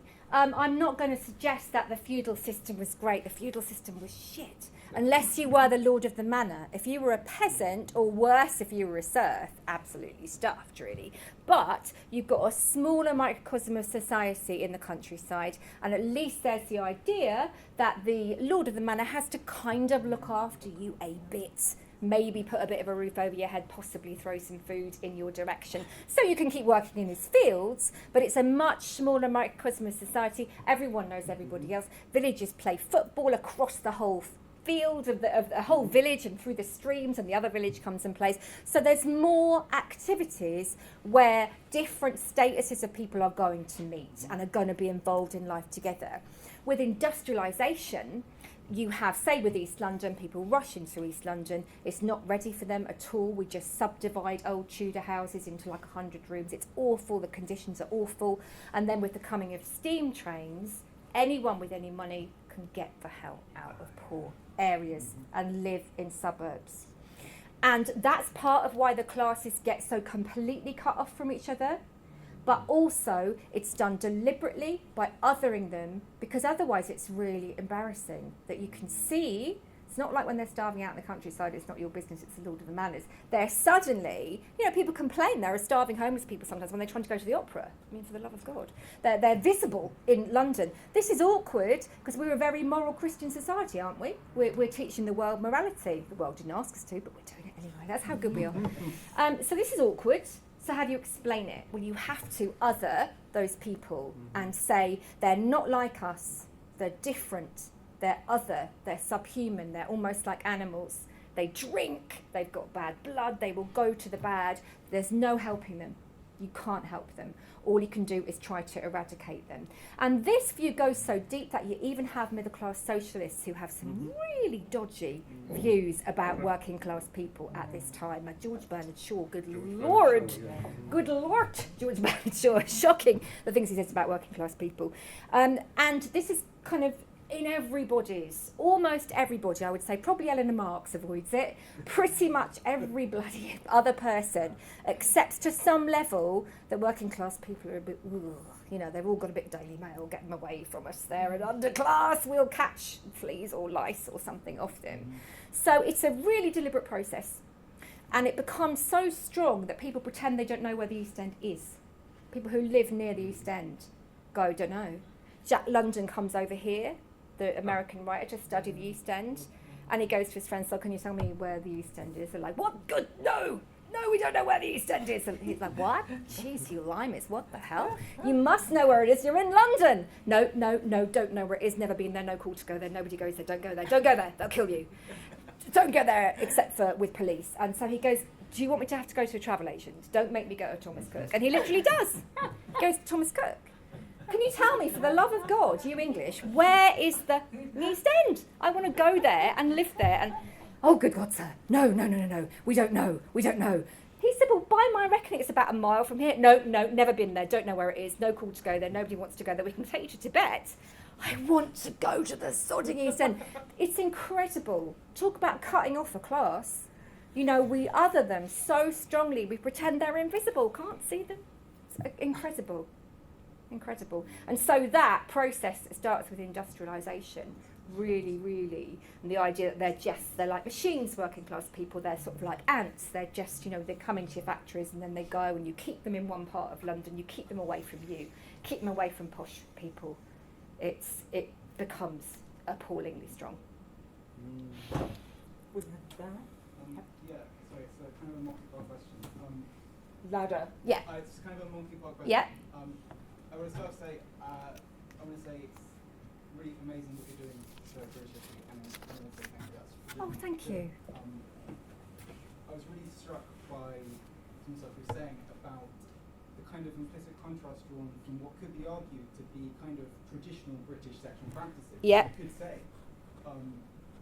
traditional practices which rival as terrible has been seen around the world. Yeah. And often around the world, as particularly outside the West, feminism has been presented as a kind of a contrast between traditional gender roles and effort to modernize them. Yeah. And the idea of modernized public sexual practices is something that I am very invested in. I think that's a really important thing. Yeah. So I was kind of, during the talk, this question occurred to me. I was trying to work out how to phrase it in terms of, is there a possibility for understanding in Britain, in the West, this idea of modernizing traditional sexual practices and gender roles? And I wasn't quite sure how to phrase it. And then it occurred to me why, because actually the mantle of modernizing traditional sexual practice has already been taken up by eugenicists. Yes, sadly. But even now, as you see in Britain, it seems that since industrialization, this whole range of semi-traditional, semi-modern sexual thinking about semen retention has emerged. Yeah. And while we've modernized the economy, we haven't modernized how we think about. Exactly. We haven't modernized how we think. Exactly. We haven't modern rational discourses around certain practice, so it leaves space for homophobia, transphobia, genocide, all sorts of terrible things. Yeah. So I was wondering, do you think it's possible to reclaim the mantle of modernizing, rationalizing public sexual culture from the eugenicists? We certainly need to, but the problem is... Could we just zoom a little bit? Yes. What Hello, was that? Zoomies. Just, Hello, Zoom otherwise people. we lose people. Yeah, the idea being, can we modernise sexual practices? Can we look at doing that and having a better, more modern debate around it? But the problem is that area's been colonised by the eugenicists and the incels. And it is a problem. When I discovered that that people like Toby Young, he's blocked me on Twitter, I don't know why, was attending secret pro-eugenics conferences that were being held in London, pro-eugenics conferences. That was only a few years ago. And then Dominic Cummings hired a guy who was a young eugenicist who'd spoken at those conferences, and I thought, what the bejesus is going on here? And that's exactly the problem. We haven't examined and got rid of those dodgy, dubious, horrible, horrific ideas, and exactly, they can always come back unless you stamp them out. They can always grow back, and they do because it suits capitalism, basically. It suits capitalism to have women fairly oppressed, to have women still not earning equal wages, to have women not too much in control, to still have a paradigm when basically men are in control. Still works for us. And as long as it works for some, we're a capitalist country, we can push back, we should always push back and fight it.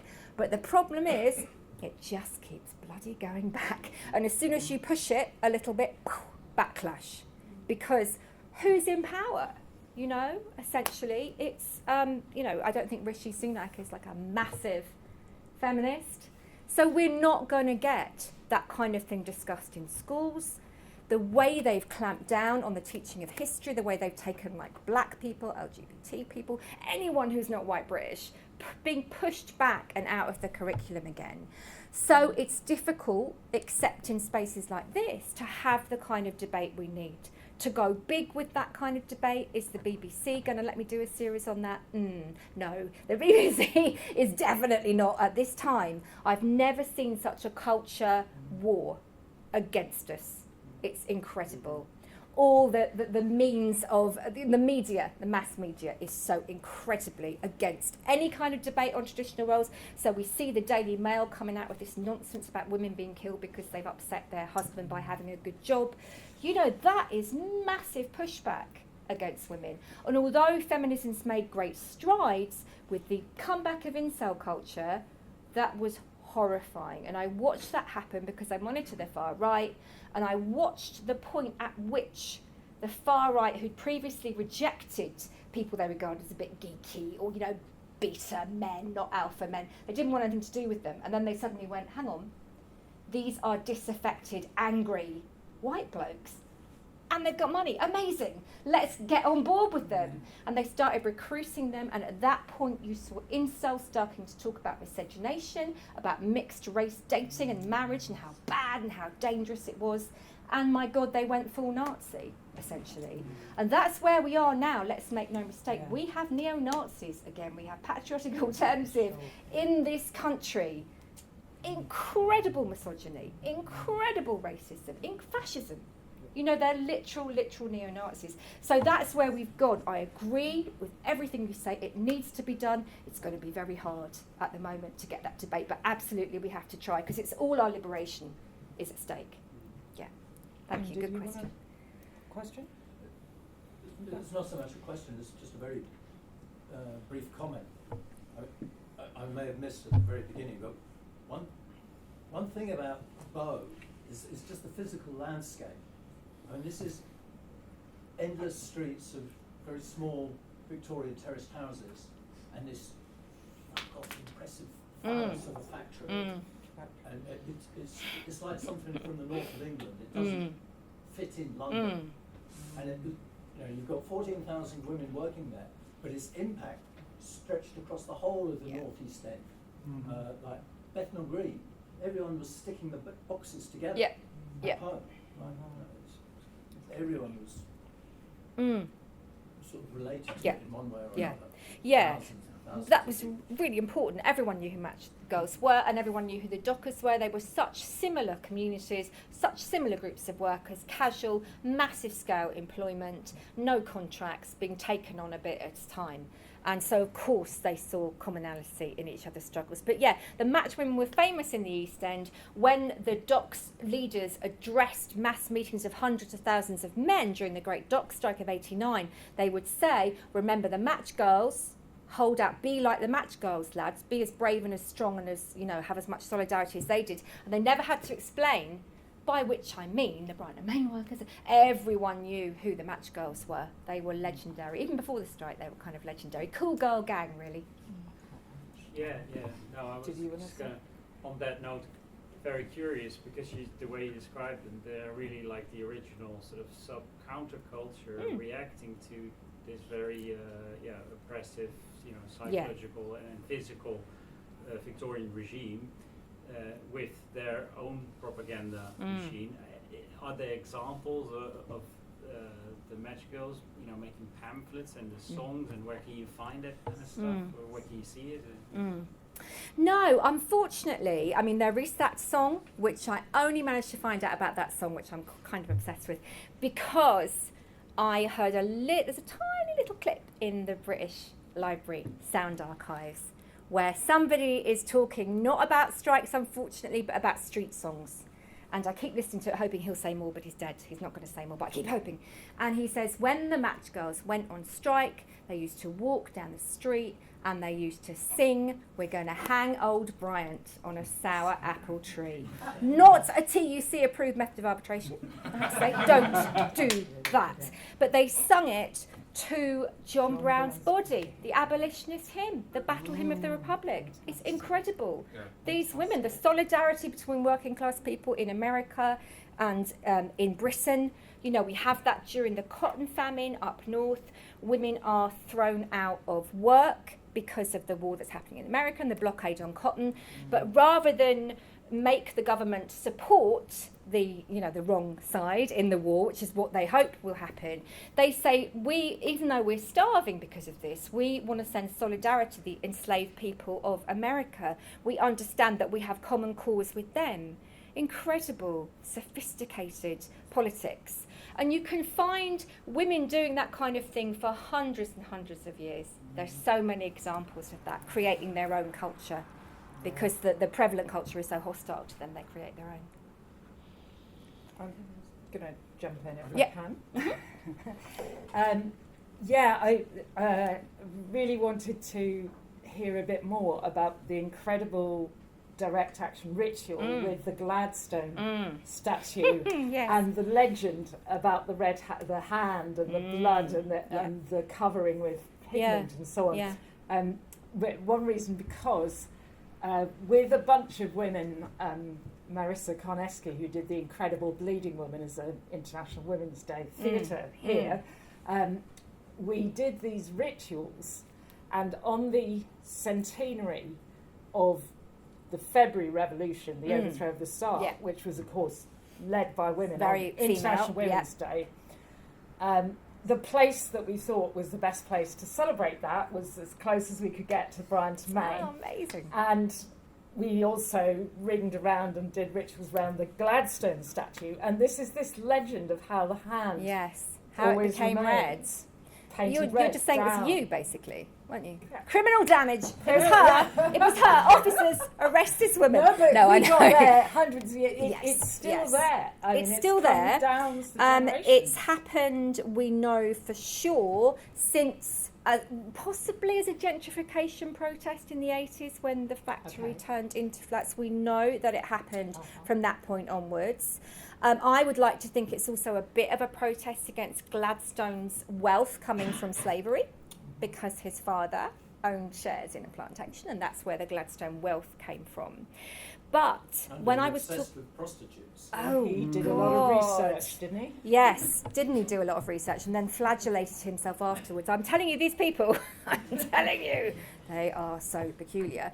But really important that when I was talking to Ted Lewis, who I absolutely adored, who's sadly no longer with us, who was the grandson of a Matchwoman, and I talked to him about the red hand, and he said, oh, that happened way before that. My gran and her mates used to chuck paint over that statue because they bloody hated it. They used to go past it and sort of give it the finger as they go past. And I asked the council when I was writing my book about it, and they said, do you know what? We're not even going to bother cleaning it off anymore. There is no point. It's too expensive. They keep putting it back. I don't know who does it. If I ever find out, I'm going to buy them a bottle of champagne. I've always said this, and I'm going to do it. It's not me.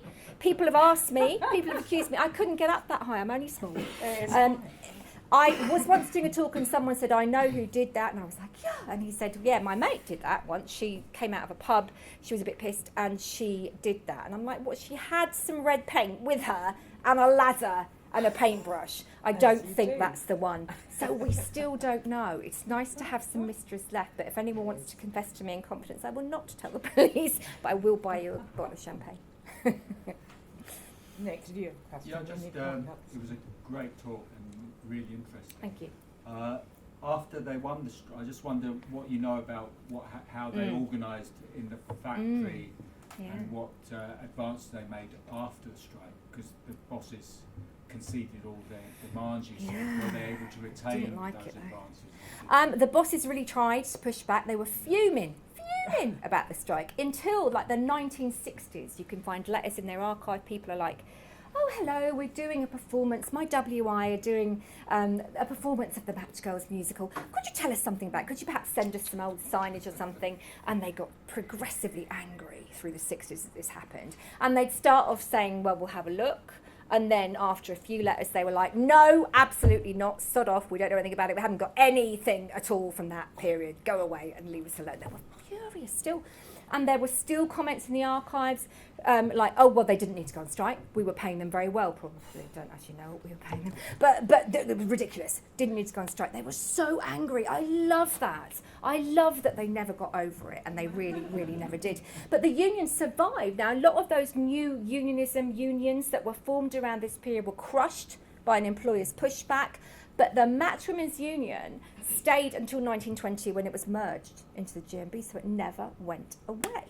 Even though an American academic's written a paper about it saying that the union was basically a failure because it in the 1920s it merged. It wasn't a failure. It was a really well-organised union, and they had strikes afterwards, even though Annie Besant said to them at a meeting, she sort of said, now girls, you've been on strike.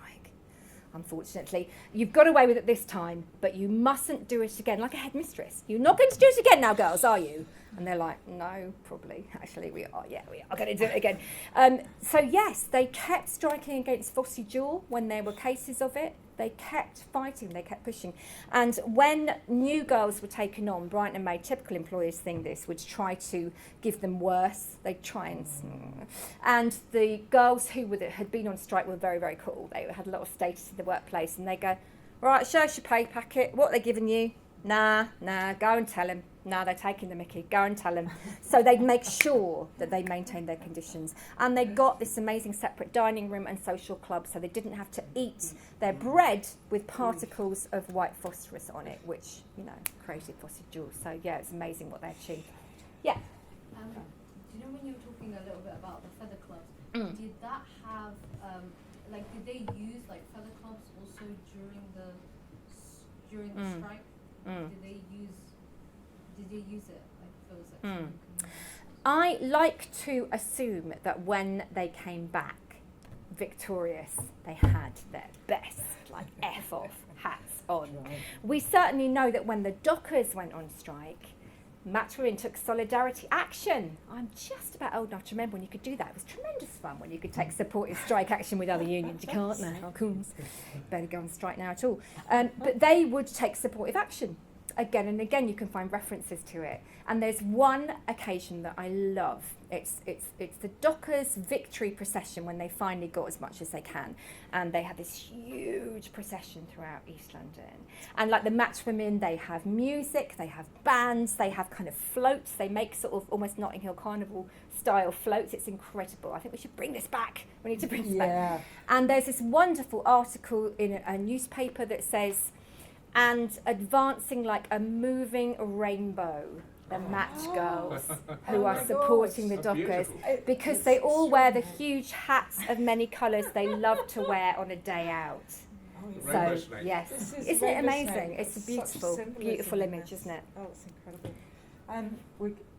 We're going to have to wind up. The way in which, would you compare the way in which the incel movement is being incorporated into fascism to the way the transphobia and critical movement has? So most of these fascists now, their main thing is about, they've kind of shifted slightly, but there's been the similar way where traditional irrational ideas, the refusal to actually ration public sexual culture and actually try and put the end traditional forms of exploitation and instead to actually move forwards positively. Yeah, it's really scary. We are facing, cheers, thank you for coming. We are facing a time now where we are looking at one of the most far-right governments I can recall. The fascists almost don't have to bother because it's all being done for them. And yet, they are doing it, and yes, I protested patriotic alternative in London outside the drag queen story out because they were raging about refugees, usually refugees, but they'll pivot, they'll do both. It's scary. Eventually, because of Suella Braverman, someone's going to firebomb a refugee hotel. They tried it in Knowsley. It was anti-fascists who stopped them.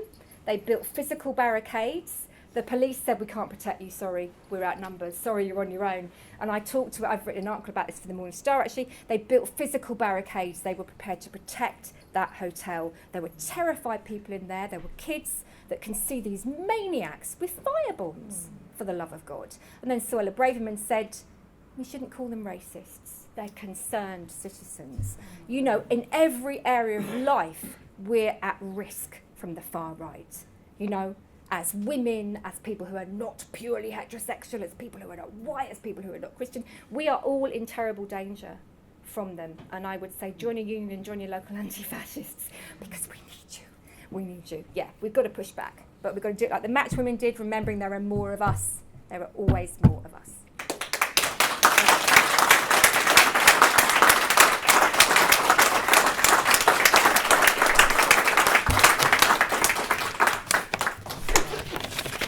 Thank you so much, Louise. Thank you all, lovely audience as well, and everybody on Zoom. Next week we're back here again with another kind of mix of anthropology and politics. It's anthropology, activism, and local environmental knowledge. So it's how anthropology can inform and nurture climate and environment activism. We've got a whole panel of ethnobotanists, more historians. Paul Palsland, who's a rights of nature activist, who's just been doing various direct actions, saving. Oh, he was on a tree. He was saving a tree. In oh, I love running him. up. I follow him on Twitter. Yes.